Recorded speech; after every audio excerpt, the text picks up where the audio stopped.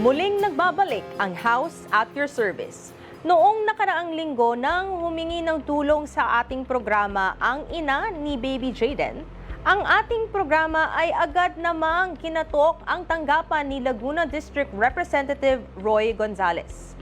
Ang naging aksyon ng kanyang tanggapan at tulong na naiabot para kay Baby Jayden, panoorin natin to.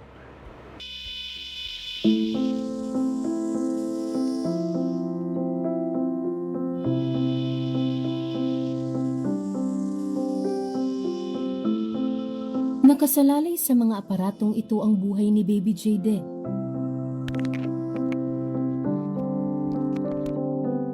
Sa edad kasi na 1 taong gulang, ay hindi na lang 1 o 2, kundi siya mang iniinda niyang sakit. Full term ako, tapos saktong nagle-labor lang kasi ako, napadumi si baby sa tiyan ko. Nakain niya po yun, parang lason po sa kanila yun.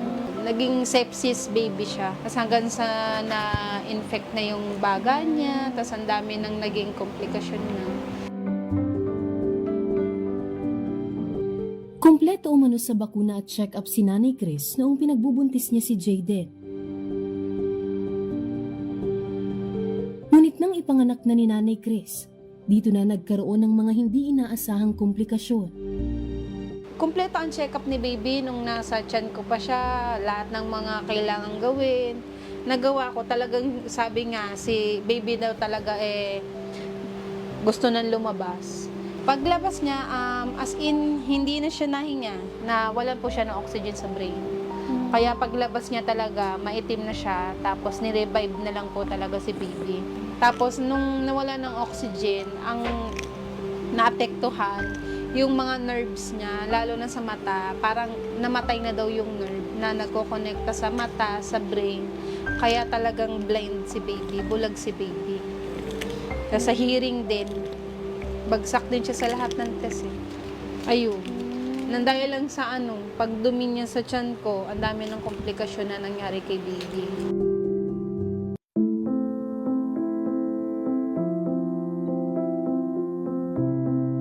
Hindi makakita, hindi makatayo,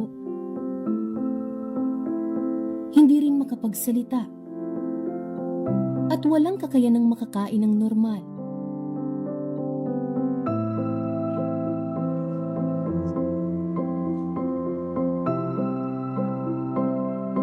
Dahil dito, ay magdamagang medikal na atensyon ang kinakailangan para kay Baby Jayden. Si baby kasi talagang time to time talaga dapat sine-check, oxygen niya. May mga pan-check ako ng oxygen, yan, dahil stethoscope, kailangan ko lagi i-check yung hininga niya. Para monitor siya kung okay ba siya or hindi, or kailangan ba siyang dalhin sa ospital. Kailangan talaga nakamonitor kay baby. Maya't maya siyang naglalabas ng laway. Kailangan isaction. Paano mamaya paghating gabi po, pag natulog na lahat? Salitan kami. Kailangan talaga may isang nakatingin kay baby. Or kailangan mababaw lang yung tulog mo. Katulad nito, ang pag-i-insert ko nito is dapat nurse lang. Ngayon, tinuruan ako ni Doc maglagay kasi paano daw kung mahugot ng madaling araw, ng paano yung mga gamot, dede, ganyan. Paano siya mag-feed. Hanggang sa nasanay na po ako. Ako na yung nag-i-insert nito. Feeding tube. Isang uri pa lang ng sakit ay kinakailangan na ng mga gamutan. Paano pa kaya sa sitwasyon ni Baby Jayden na lumalaban sa siyam na iba't ibang uri ng sakit?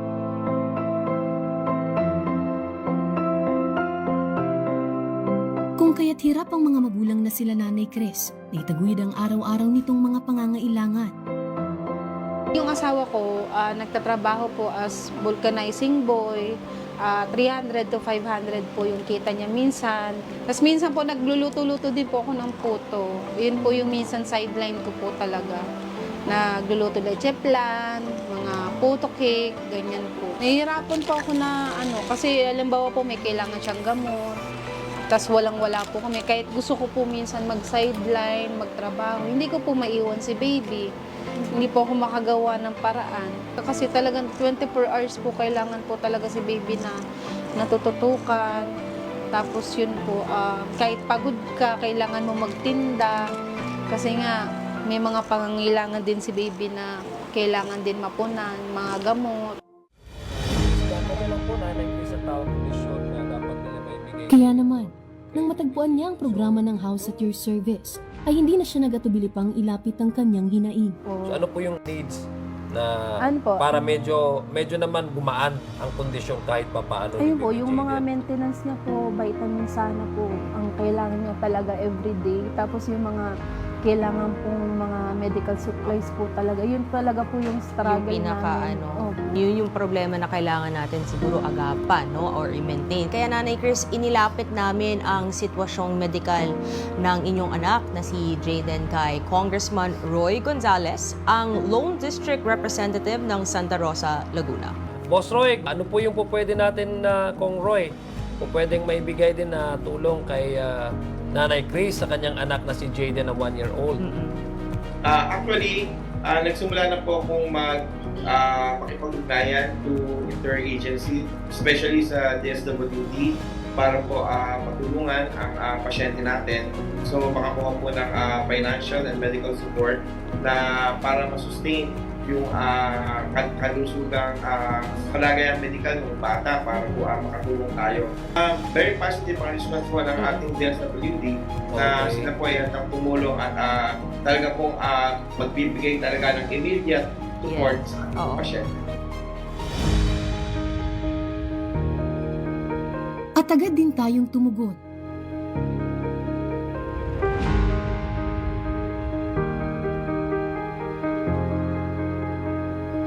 Sa tulong ni Representative Roy Gonzales ng Santa Rosa, Laguna,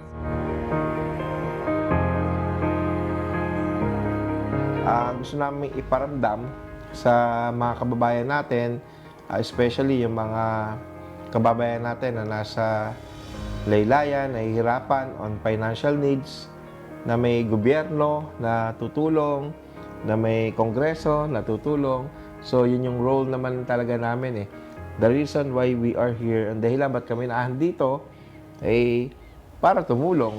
So, lalo sa ganyang mga pangangailangan para maiparamdam talaga na may tutulong sa inyo, may kaagapay kayo. Gusto kong sabihin na may gobyerno, may pamahalan tayo, may liderato tayo, may kongreso tayo na handang umagapay, tumulong sa mga kababayan natin.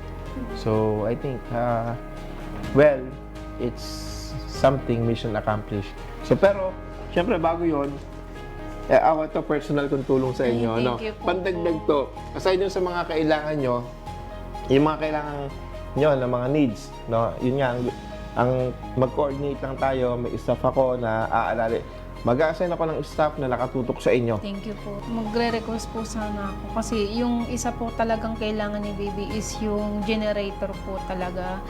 Pag kasi nag-brown out kasi, yung machine po niya talaga, yung nagsa-suction po sa lagay Oo, niya. mahirap kasi na Opo. ima-manual nyo, no? Opo, manual. So, sige, immediately, maggagawa tayo thank ng you. paraan dyan. Ipapatext ka agad Thank kita you po, immediately, no? So, para masagutan natin. Basta kung may needs ka, remember that we are here. Thank you po. No? Tutulong po kami. Ngayon pa lang po nagpapasalamat na agad po ako kasi sa DSWD pa lang po malaking tulong na po talaga lalo sa mga medical supplies po ni baby. Sobrang bigat po talaga kasi lalo sa mga medical supplies niya kasi pagkagamit tapon po kasi agad hindi pwedeng gamit-gamitin ganun. Consumables talaga Opo. sila, no? Talagang yun sa mga injections, yun talaga yung medyo mahal po talaga. Lalo na yung mga suction machine niya. Ayun po. Yun ang kaya. Sige. So, basta katulad ng sinabi ko, nandito kami, tutulong kami. So, ang House at Your Service ay tutulong, ang Congress ay tutulong sa inyo, DSWD. So, syempre kami, ang mga kasamahan nyo. At may naka-assign akong staff 24/7 Thank you po. para i-assist kayo, ha? Thank Okay? you po, Kong. Thank you po Okay. talaga. Sige. maging ang kahilingan ng generator, makalipas lamang ang ilang araw, ay nabigyang katuparan din. Patunay lamang ito ng adhikain ng butihing congressman para sa serbisyong ramdam ng tao. Ang mission talaga and objective of